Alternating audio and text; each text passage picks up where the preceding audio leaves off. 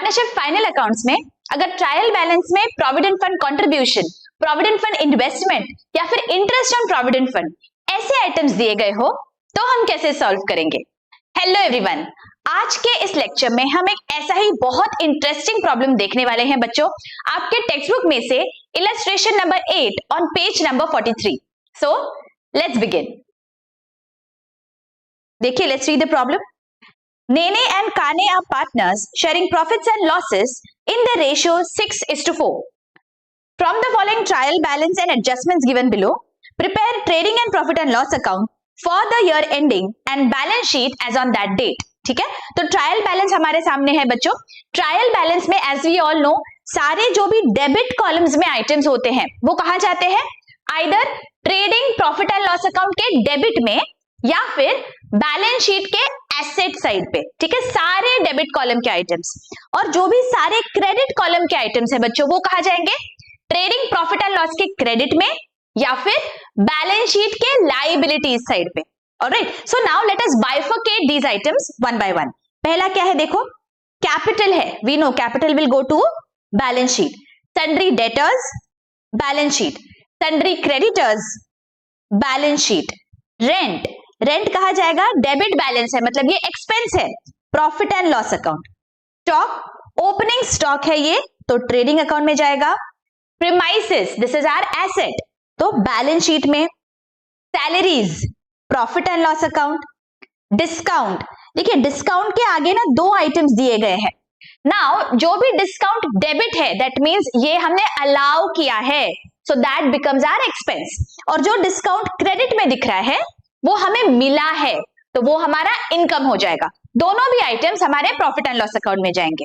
Right, आगे motor vehicle balance sheet, sales trading account, purchases trading account, wages trading account, office expenses profit and loss account, bank overdraft balance sheet, returns. Now again returns में देखिए debit और credit दोनों में दिए गए हैं। Now we don't know whether it is sales return और purchase return. हमें क्या याद रखना है बच्चों, ऑलवेज रिमेंबर दिस। देखिए परचेजेस का बैलेंस क्या होता है, परचेजेस का बैलेंस होता है डेबिट और सेल्स का बैलेंस क्या होता है, सेल्स का बैलेंस क्रेडिट होता है। Right, we know this by now, isn't it. तो अगर इनके रिटर्न्स है तो कैसा होगा, ऑपोजिट इफेक्ट होगा। तो अगर परचेज रिटर्न है, परचेज रिटर्न तो आएगा क्रेडिट बैलेंस और अगर सेल्स रिटर्न है तो आएगा debit balance. Please be very very attentive. Okay, यहाँ पे हमें कॉन्सेप्ट अगर पता नहीं होगा तो हम गलत अमाउंट माइनस कर देंगे और पूरा प्रॉब्लम हमारा गलत हो जाएगा। ओके, तो परचेज रिटर्न का बैलेंस कौन सा होता है, परचेज रिटर्न का क्रेडिट बैलेंस होता है। तो यहाँ पे देखिए ये जो क्रेडिट आइटम है ये हम परचेज में से माइनस करेंगे और ये जो डेबिट अमाउंट है ये हम सेल्स में से माइनस करेंगे। Is this very very clear?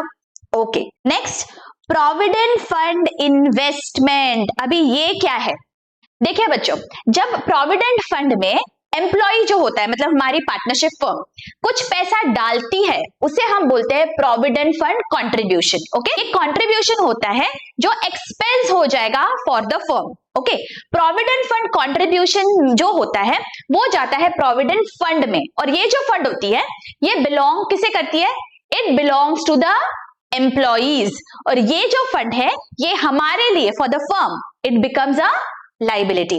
और ये जो फर्म है इसमें जो पैसा है the firm can invest that money और जब वो उसे इन्वेस्ट करती है उसे हम बोलते हैं प्रोविडेंट फंड इन्वेस्टमेंट। तीन चीजें आई है यहाँ पे, देखिए अगेन आई एम रिपीटिंग। जो एम्प्लॉइज है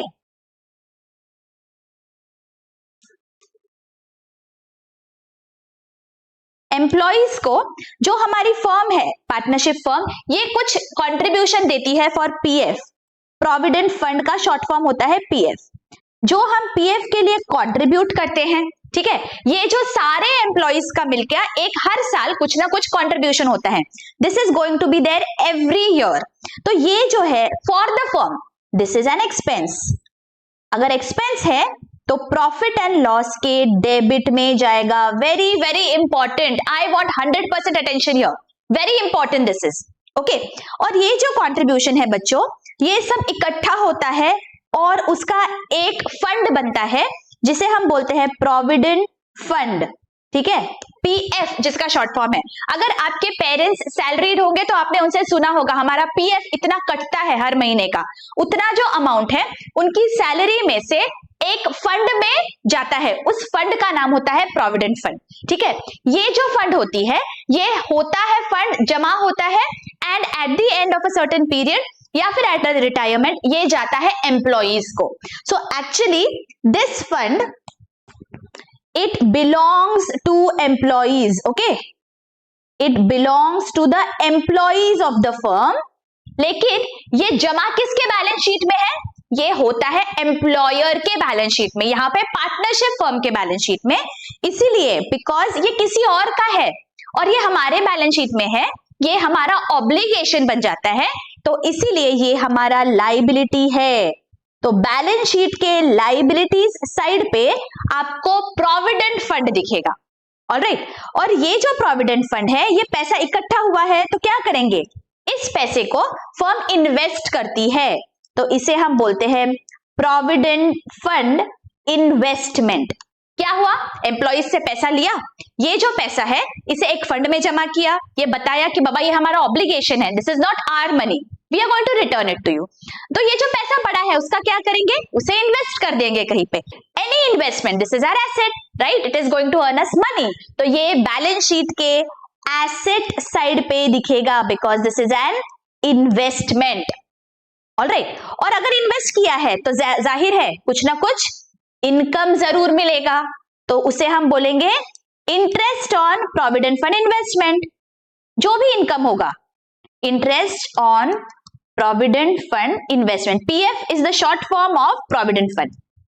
अब मुझे बताइए बच्चों, ये जो इंटरेस्ट है ये किसका है, ये इंटरेस्ट एम्प्लॉयर का है या एम्प्लॉय का है, जो पैसा था वो सारे एम्प्लॉइज का मिला के है ना, देखिए ये जो कंट्रीब्यूशन किया है उसे ही हमने इन्वेस्ट किया और उस पे पैसा मिला है, तो ये जो पैसा है, ये जो इंटरेस्ट मिला है, it actually belongs to whom, it belongs to all the employees, alright. तो ये एम्प्लॉइज के बिहाफ पे मिला है फर्म को, तो that is the reason this interest becomes our liability, not income. Please remember, interest on provident fund investment, I am repeating, even though this is an income, but ये income किसका है, ये income है employees का, लेकिन मिला है अभी फर्म को, जो बाद में फ्यूचर में जाके हम एम्प्लॉइज में डिस्ट्रीब्यूट करेंगे, तो इसीलिए बिकॉज ये हमें फ्यूचर में डिस्ट्रीब्यूट करना है, ये हो जाता है हमारा liability and this will appear in the balance sheet on the liabilities side.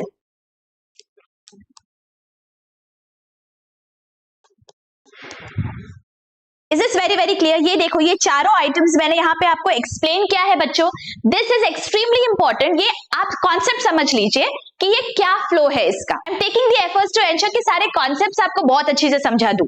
I am not just telling you कि बाबा ये आपको ट्रेडिंग में डालना है, ये पीएनएल में डालना है, ये बैलेंस शीट में, I am giving you the reasons behind it. तो बच्चों आपकी तरफ से भी कुछ बनता है ना, तो जरूर एक लाइक कर दीजिए, कमेंट करके मुझे जरूर बताइए कि आपको लेक्चर्स कैसे लग रहे हैं, it really keeps me going. Thank you so much. चलो आगे बढ़ते हैं, ट्रायल बैलेंस का हमारा नेक्स्ट आइटम क्या है, ये जो प्रोविडेंट फंड इन्वेस्टमेंट है हमने अभी डिटेल में देखा, ये कहा जाएगा, ये एसेट साइड पे जाएगा बैलेंस शीट के, cash in hand balance sheet. Provident fund contribution, contribution expense है तो प्रॉफिट एंड लॉस अकाउंट में जाएगा। प्रोविडेंट फंड ये हमारा लाइबिलिटी है तो बैलेंस शीट में जाएगा। Cash at bank balance sheet. Interest on provident fund investment हमने अभी देखा, ये जो इंटरेस्ट है ये एम्प्लॉइज के बिहाफ पे हमें मिला है तो बैलेंस शीट में जाएगा, ठीक है। ड्रॉइंग्स ये हमारे कैपिटल में से डिडक्ट होंगे। बैड डेट्स, अगर बैड डेट्स हमारे ट्रायल बैलेंस में आते हैं तो ये हो जाते हैं हमारे old bad debts and old RDD, दोनों भी कहा जाएंगे प्रॉफिट एंड लॉस अकाउंट में। Getting it? आई होप यहां तक बहुत अच्छी से समझ गया bifurcation. Alright, now let us look at the adjustments, और जहां जहां एडजस्टमेंट है वहां पे हम स्टार कर लेंगे। Closing stock, alright. Second, outstanding wages and salaries, तो वेजेस और सैलरीज के आगे हमें स्टार कर लेना है यहाँ पे, ठीक है। हम ये स्टार क्यों कर रहे हैं? Because when we are transferring these items in the respective accounts, हम इन्हें इनर कॉलम में लिखेंगे एंड इनके नीचे हम कुछ रोज छोड़ देंगे for our adjustments. Alright, okay. आगे डेप्रिसिएट मोटर व्हीकल एट 5%, तो मोटर व्हीकल के आगे भी स्टार करना है। Write off bad debts and provide for RDD, तो यहाँ पे debtors and bad debts and RDD तीन जगह पे यहाँ पे हमें स्टार करना है, debtors, bad debts and RDD. Alright, and last, Kane withdrew goods of 6,000 for his personal use, withdraw किया है मतलब ड्रॉइंग्स है, तो ड्रॉइंग्स के आगे स्टार कर देंगे। ओके, अब क्या करना है, प्रॉपर फॉर्मेट बना लेना है बच्चों, and one by one we have to transfer all these items in the respective accounts. Alright, तो देखिए, in order to save time I have transferred these items. इस तरह से आपको प्रॉपर ट्रांसफर करना है ट्रेडिंग P&L में। देखिए यहाँ पे अगर आप ध्यान से देखेंगे तो प्रोविडेंट फंड कंट्रीब्यूशन, देखिए यहाँ पे मैंने प्रॉफिट एंड लॉस के डेबिट में दिखाया है, और आप अगर बैलेंस शीट में देखेंगे तो provident fund is on the liabilities side, उसमें हमने ऐड किया है interest on provident fund, and जो प्रोविडेंट फंड इन्वेस्टमेंट है वो बैलेंस शीट के एसेट साइड पे दिखेगा, प्रोविडेंट फंड इन्वेस्टमेंट। ऑलराइट, अब क्या करेंगे, one by one let us look at the adjustments. सबसे पहले एडजस्टमेंट क्या है, क्लोजिंग स्टॉक 3,60,000। अभी क्लोजिंग स्टॉक की एडजस्टमेंट इतने बार कर ली है, हमें बाय हार्ट हो गई है। क्लोजिंग स्टॉक ट्रेडिंग अकाउंट के क्रेडिट में, and second effect balance sheet के एसेट साइड पे, सो 3,60,000 by closing stock, trading account के क्रेडिट में 360 और बैलेंस शीट में एसेट साइड पे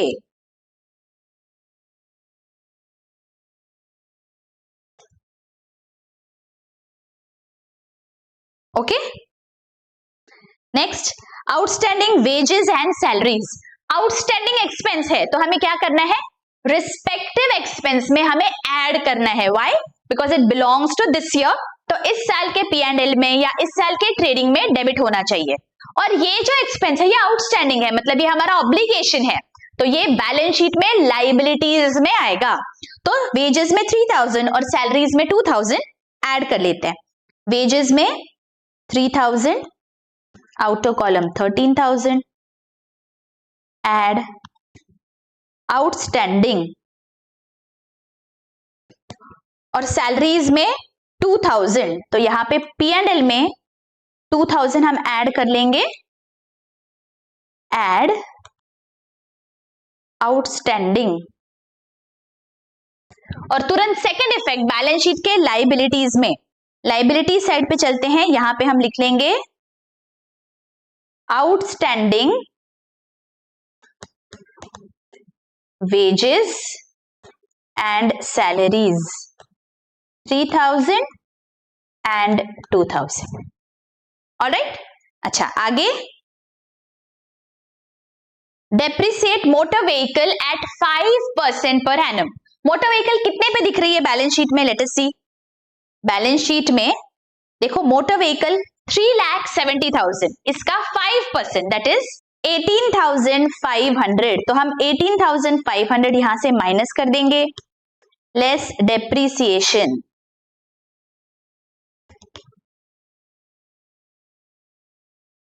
और सेकेंड इफेक्ट 18,500 आएगा P&L के डेबिट में, तो यहां पे लिख देंगे टू डेप्रिसिएशन।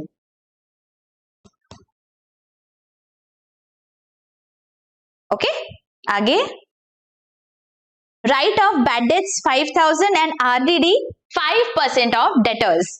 तो ये जो आरडीडी और बैड डेट्स की एडजस्टमेंट है बच्चों, as a rule what are we going to do, सबसे एंड में ये एडजस्टमेंट करेंगे। Right now we are keeping this on hold. Okay, इसके बाद वाली एडजस्टमेंट कौन सी है, देखो, Kane withdrew goods of 6,000 for his personal use. Personal use word हो गया, इसका मतलब ये ड्रॉइंग्स है। राइट, अब ये जो ड्रॉइंग्स है ये गुड्स बाहर गए हैं बिजनेस में। नाउ बच्चों हमें ये बहुत अच्छे से पता है, अगर गुड्स हमारे बिजनेस से बाहर जाते हैं फॉर व्हाट एवर रीजन, हम ट्रेडिंग अकाउंट को क्रेडिट करेंगे। ठीक है, तो यहाँ पे गुड्स बाहर गए हैं, सो हम फर्स्ट इफेक्ट देंगे ट्रेडिंग अकाउंट के क्रेडिट में, और सेकेंडली ये गुड्स पार्टनर के पास गए हैं तो पार्टनर के अकाउंट को हम डेबिट करेंगे, दैट इज हम ड्रॉइंग्स में ऐड कर देंगे। ठीक है, तो 6,000 हम यहाँ पे ट्रेडिंग अकाउंट में लिख देंगे by goods withdrawn for personal use.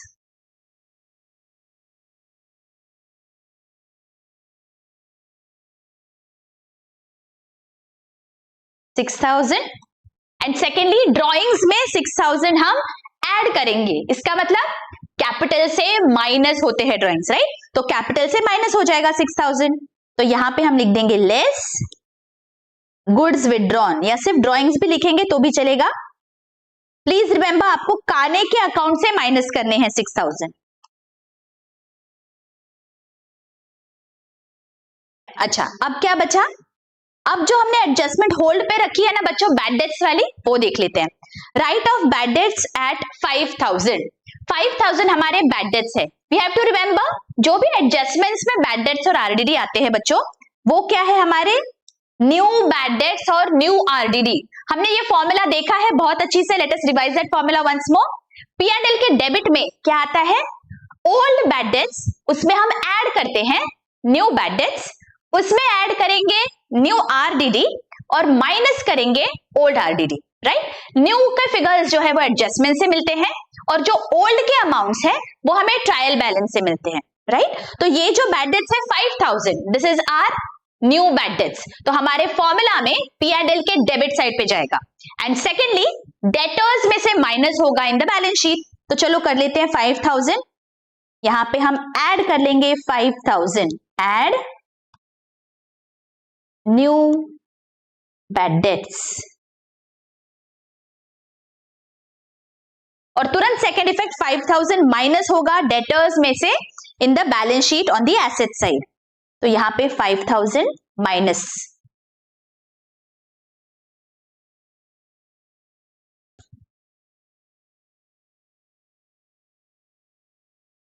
Alright, और अभी आरडीडी का इफेक्ट देंगे. आरडीडी कितने पे है देखो, 5% on debtors. Now again we have to remember, pause and check.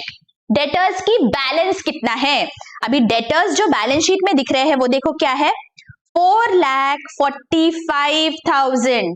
तो जब आप कैलकुलेट करोगे बच्चों, please remember to calculate on this 4,45,000. Okay, balance amount पे आपको 5% देना है. तो कितना आ रहा है? This comes to 22,250. यहां पे कर देंगे less new RDD.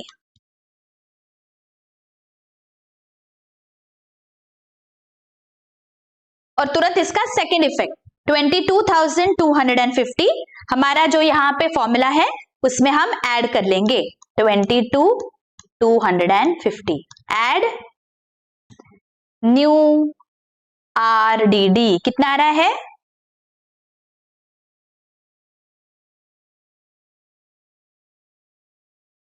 Alright, I hope ये फॉर्मूला आपको बहुत अच्छे से समझ गया है बच्चों. ये जो फॉर्मूला है ये very very very important formula है. प्लीज रिमेंबर दैट ये आपको बाय हार्ट हो जाना चाहिए. ओके, बिकॉज बहुत सारे प्रॉब्लम्स में ये आता ही आता है. ओके, आरडीडी और बैड डेट्स वाला एडजस्टमेंट, और ये मार्क्स आपको अच्छे से मिल जाएंगे अगर आपने बराबर से ये कैलकुलेशंस किए तो. ठीक है, ऑलराइट, चलो अभी आगे क्या है, लेट अस सी. देखिए इसी के साथ सारे एडजस्टमेंट के इफेक्ट हमने दे दिए. Now let us look at the trial balance. कोई हिडन एडजस्टमेंट है क्या? देखो ट्रायल बैलेंस में, ट्रायल बैलेंस में देखिए यहां पे रेंट दिया हुआ है for 10 months. Rent for 10 months is 10,000. ये जो साल है ये 12 मंथ्स का है, राइट? और हमें यहाँ पे सिर्फ 10 मंथ्स की रेंट दी गई है. मतलब जो बचे हुए 2 मंथ्स है that is my outstanding rent. तो क्या करेंगे? आउटस्टैंडिंग रेंट है, आउटस्टैंडिंग एक्सपेंस है, तो रेंट में हमें ऐड करना होगा. और because this is my obligation तो बैलेंस शीट के लाइबिलिटीज में दिखेगा. Alright, now let us calculate the amount. 10 months के लिए 10,000 है. वर्किंग नोट बनाएंगे. 10,000 इज फॉर 10 मंथ्स. तो 2 महीनों के लिए कितना है? Cross multiply 10,000 into 2/10 that is 2,000 rupees. This is my outstanding rent. देखिए बच्चों यहां पे स्पेसिफिकली नहीं दिया गया है कि रेंट आउटस्टैंडिंग है. यहां पे आपको ये डिराइव करना है. दैट इज द रीजन इसे हम हिडन एडजस्टमेंट बोलते हैं. Why? Because you have to understand it, you have to read between the lines. अगर ये 10 मंथ्स का रेंट है मतलब 2 महीने का रेंट बचा है देना, तो इसीलिए हमने ये कैलकुलेशन किया है। That is the reason you have to be very very attentive जब आप ट्रायल बैलेंस के आइटम्स देखते हो, बिकॉज ऐसा कोई अगर हिडन एडजस्टमेंट है तो आपको वो समझना पड़ेगा। स्पेसिफिकली आपको दिया नहीं जाता है कि ये आउटस्टैंडिंग है। ऑलराइट, तो अगर ये आउटस्टैंडिंग है तो पहली बात तो रेंट में ऐड हो गए 2000 एंड सेकेंडली बैलेंस शीट के लाइबिलिटीज में दिखेंगे। Alright, so let us give the effects. यहां पे हम P&L में ऐड कर लेंगे 2000 rupees, outer column 12,000, add outstanding, और सेकेंडली बैलेंस शीट के लाइबिलिटीज में यहां पे rent 2000, outer column 7000। Is this very very clear? और कोई हिडन एडजस्टमेंट बचा है क्या? Let us see. Nothing else is remaining. इसका मतलब हमने यहाँ पे सारे इफेक्ट्स दे दिए, अब बस हमें ट्रेडिंग P&L और बैलेंस शीट को क्लोज करना है वन बाय वन। तो let us do the totals of trading account. Debit और क्रेडिट साइड की हम टोटल कर लेंगे, जैसे कि हम हमेशा करते हैं बच्चों। हमें क्या करना है? रफ कॉलम में पहले डेबिट और क्रेडिट साइड की टोटल लेनी है। Why do we do that? Because हमें पता करना है कौन से साइड की टोटल हायर है। जो हायर अमाउंट रहेगी वो हम यहाँ पे लिखेंगे, ठीक है। मेरे ट्रेडिंग अकाउंट के क्रेडिट साइड की टोटल आ रही है 12,01,000 और डेबिट साइड की टोटल आ रही है 11,85,500। क्रेडिट साइड की टोटल ज्यादा है तो मैं यहाँ पे 12,01,000 लिख लेती हूँ। 12,01,000। अगर क्रेडिट साइड की टोटल ज्यादा है इसका मतलब देयर इज ग्रॉस प्रॉफिट, तो यहां पे लिख लेंगे 2 ग्रॉस प्रॉफिट। कितना आ रहा है? 15,500। तुरंत इसे ट्रांसफर कर देंगे हमारे P&L में बाय ग्रॉस प्रॉफिट 15,500। अब क्या करना है? अब P&L के डेबिट और क्रेडिट साइड की हम पहले रफ में टोटल लेंगे। Let us do that.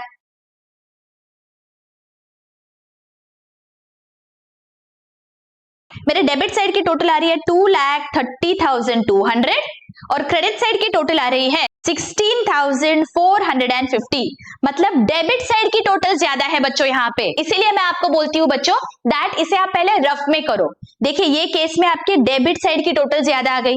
अगर हमेशा की तरह आप क्रेडिट साइड की टोटल लिख देते हो तो क्या होता है? आपको फिर ये इरेज करना पड़ेगा and then again you will write the total of the debit side. So यहाँ पे प्रेजेंटेशन खराब दिखता है, इसीलिए जस्ट एक छोटा सा आप वर्किंग नोट बना लेंगे, छोटा सा रफ में आप पहले कैलकुलेट कर लो, टोटल्स देख लो डेबिट और क्रेडिट साइड की, और जो ज्यादा है वो आपको यहाँ पे लिखना है। सो डेबिट साइड की टोटल 230,200 है, मैं यहाँ पे लिख लेती हूँ 230,200, 230,200। ओके, और बिकॉज डेबिट साइड की टोटल ज्यादा है इसका मतलब देयर इज नेट लॉस। कितना आ रहा है net loss? Let us see. मेरा लॉस यहाँ पे आ रहा है 2,13,750। This I am going to transfer to my partners in their profit sharing ratio. Profit sharing ratio कितना है? Let us see. देखो यहाँ पे दिया गया है 6:4 is the profit sharing ratio. Again यहाँ पे मिस्टेक क्या हो जाती है बच्चों? हमें ऐसे लगता है that profit sharing ratio equal है और हम इक्वली ट्रांसफर कर देते हैं। Please don't do that. एक बार प्रॉब्लम में चेक कर लीजिए that what is the profit sharing ratio. यहाँ पे देखो दिया है 6:4, तो ये जो लॉस है ये हमें ट्रांसफर करना है पार्टनर्स में in the ratio 6:4 by net loss. कितना है? 213,750। अभी ट्रांसफर कर लेते हैं।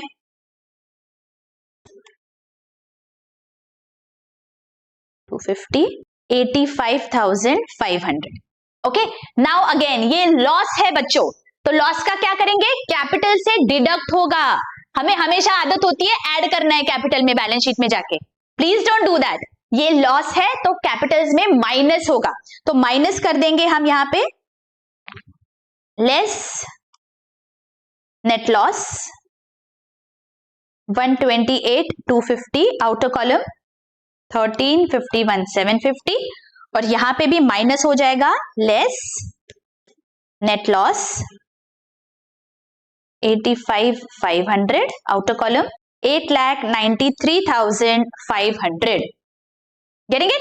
अब क्या करना है? अब बस हमें यहां पे बैलेंस शीट की टोटल करनी है और अगर हमने सब कुछ सही किया है यहाँ पे हमारा बैलेंस शीट टैली हो जाएगा। सो let us look at the totals. मेरे बैलेंस शीट की टोटल आ रही है 30,24,250 और एसेट साइड की टोटल भी आ रही है 30,24,250। ओके, इसी के साथ यहाँ पे हमारा बैलेंस शीट टैली हो गया है बच्चों। आई होप ये बहुत ही अच्छी से आपको प्रॉब्लम समझ गया है। This is a very different problem. यहाँ पे प्रोविडेंट फंड के जो एडजस्टमेंट्स हमने सीखे हैं these are very important. I hope concept आपको बहुत अच्छी से समझ गया है। अगर कोई भी डाउट है please feel free to ask in the comment section और हमेशा की तरह जरूर मुझे कमेंट करके बताइए कि आपको लेक्चर्स कैसे लग रहे हैं। Your comments really keep me motivated and आपके फ्रेंड्स और कलीग्स में भी शेयर करिए। मिलती हूँ आपको नेक्स्ट लेक्चर में। Till then take care, bye bye.